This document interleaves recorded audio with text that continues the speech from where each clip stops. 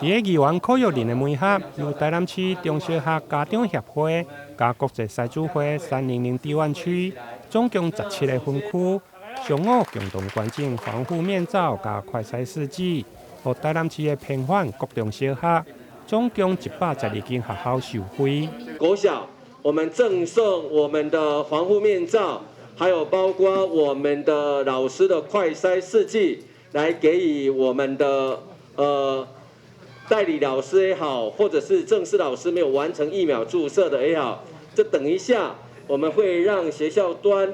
包括教育局端来做说明，这个快筛试剂如同及时雨，能够帮助学校让它在刀口上的防疫措施可以更完善。我们一直在想说，怎么样是现在目前学校最缺的，在不增加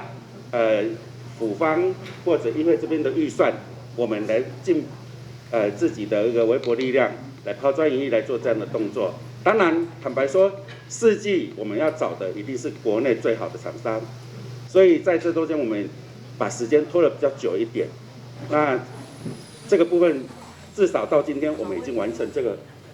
阶段性任务。我们针对就是第一个偏乡或者是非乡非市的，还有就是100人以下的学校来做一个优先的一个捐赠的动作。那我想今天只是一个起航而已。未来，因为我们17个分会里面，每个分会的会长都有自己的人脉，有自己的地区。我们狮子会最主要的一个服务精神就是我们是在地的服务，所以有些会长你可能本身在地，以前可能在安南区，在其他各区域，甚至有些是跨县市在台南县的。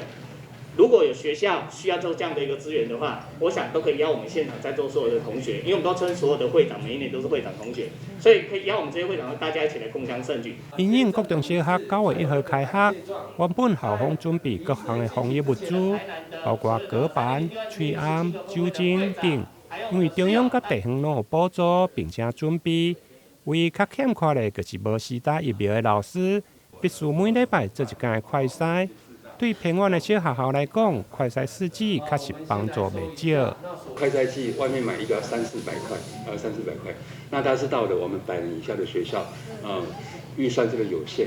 我们的预算是用学生人数去计量的。那因为有这个快筛剂之后，让我们的代理老师、代课老师，甚至我们立体上工这些人员，可以如期如实的提供我们学校，让照顾我们学校的学生。那最后真的是感谢我们师兄师姐，还有我们家长协会我们幼儿园的爱心。对我们偏乡的学校真的是一大的福音，一大的福音。所以让我们所有，尤其是4季，因为有譬如说那一些安心上工或者一些老师他个人因素或者什么等等，也来不及打，甚至还没有满2周的，他们都是需要的那有这样的一个物资，那我们的学生真的就可以更安心，我们学校就可以更充裕。所以在政府与民间热心的民间一起来，我相信我们的防疫一定能够更完备。上午的关键仪式由市府教育局专门委员林古达代表接收，会后教育局嘛一一来颁奖感谢状，感谢中小学家长协会加赛主会各分区的帮忙。台南新闻林根采访报道。